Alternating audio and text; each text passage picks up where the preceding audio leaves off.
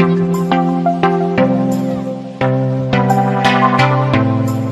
so let's talk about this. Let's bring in editor-in-chief of the Daily Wire and Breitbart's former editor-at-large, Ben Shapiro, and host of CNN's Reliable Sources, Brian Stelter. Welcome to both of you. Good morning.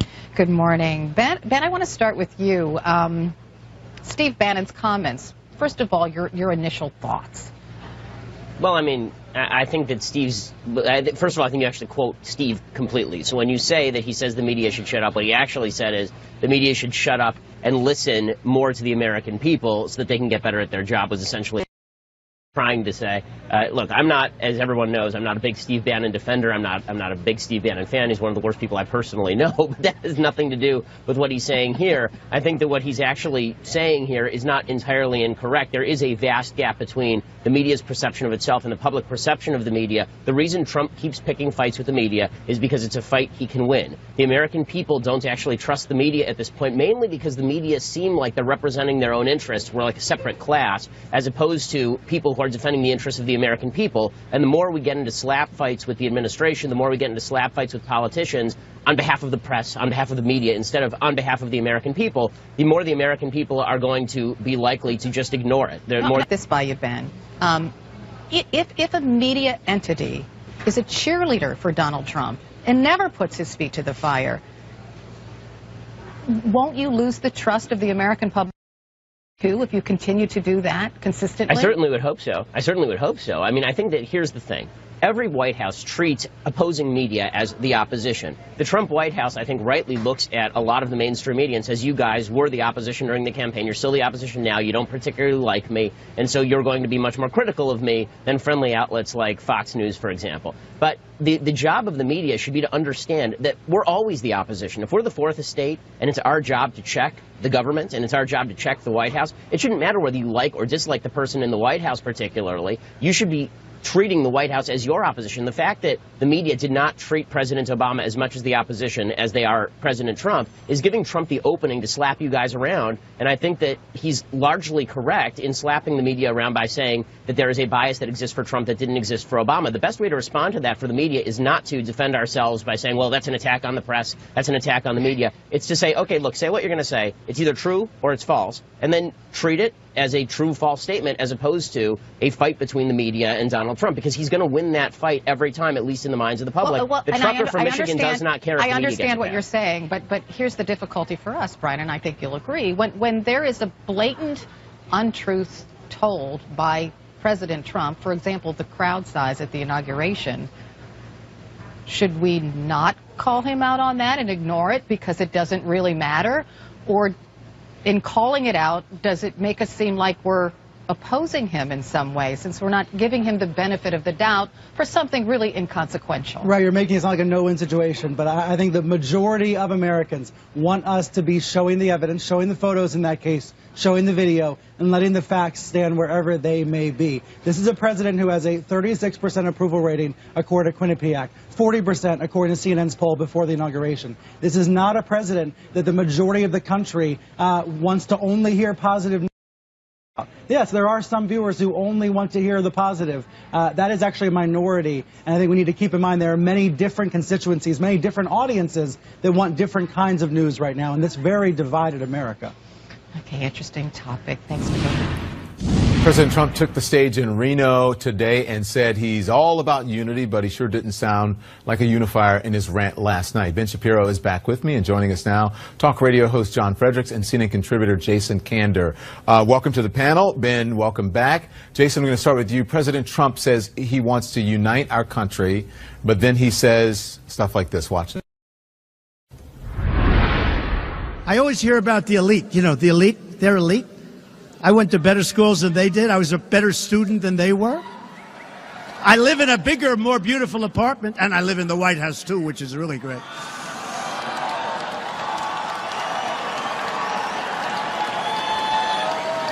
I think, you know what? I think we're the elites. They're not the elites. So the point is, and I didn't want to bore you because you understand where I'm coming from. You people understand. But the point is that those were three different. There were two statements and one news conference. The words were perfect.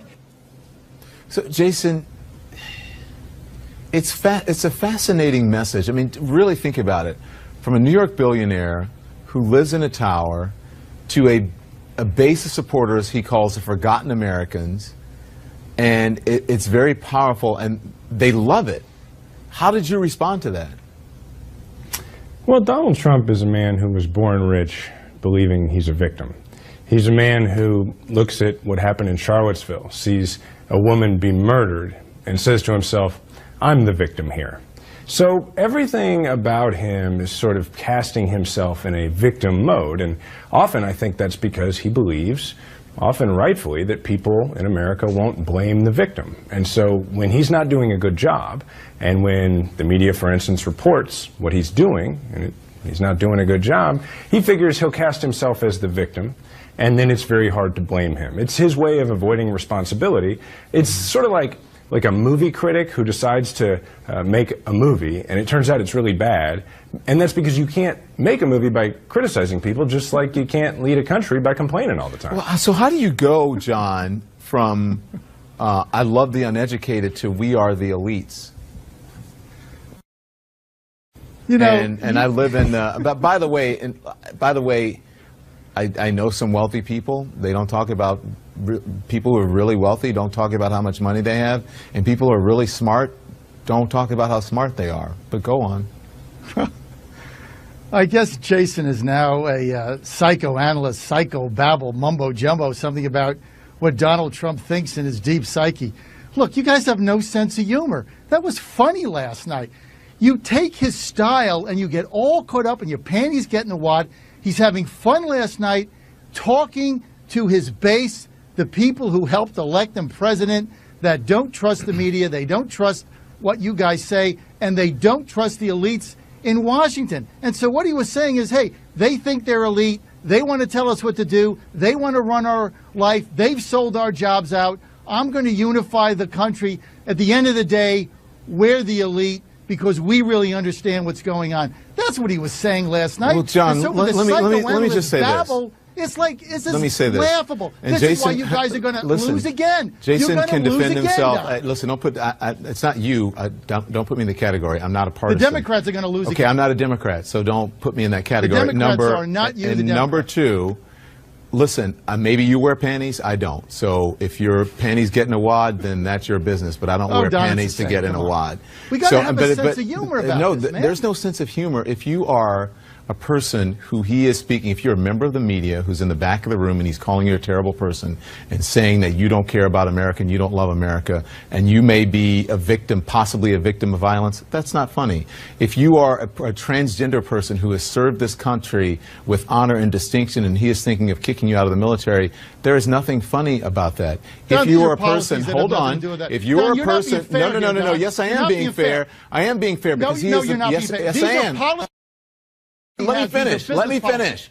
If you are the President of the United States, at every single moment, what comes out of your mouth matters to every single person in this country. And it is not funny when you are making fun of people and you're possibly putting people in harm's way of violence. Don, it's actually possible for somebody to be humorous and do a decent job at the same time. It's not mutually exclusive. It's not like the President of the United States can be charming, but if he is, he has to be really bad at being president. I mean, he could actually do both things. He's just not. The first rule of comedy is that it has to be funny. It wasn't funny. Right. Well, it wasn't funny to you. He had a rally last night. He had a good time. He's talking to his base. You don't like his style. He has two audiences. One audience is the international people, Americans at large in the media. The other audience, he was at a campaign rally last night talking to his base after he had a disastrous day on Monday with his base, where he went back on his word in getting us out of these wars. Neocons took over. Was that back funny? in Afghanistan. No, it isn't. But he made a serious speech. But I'm telling you what, Don, his base on Monday was infuriated by that. Then he goes to the rally, throws out the red meat. Yeah. This is politics. I'm telling you, Donald Trump is going to win again because the great unifier is jobs, wages go up, economic prosperity, 3% growth. I want to get Ben. He's going to get elected again. Ben, go ahead, please. Well, I mean, I think that what you saw in his rally last night was that President Trump is great at two things: the art of opposition and trolling. And that's basically what that rally was last night. So he's really good at finding something that all Republicans dislike, which is the media, right? The media, we don't like CNN, we don't like MSNBC. This is just true of conservatives. And so he takes that and he says, okay, unify around this. You can't unify around my policy. You may find me kind of weird. You may not like McConnell. You may not like Ryan. But we all dislike the media, so we can do that together. And then he says some things that are funny. I thought the elites comment was funny.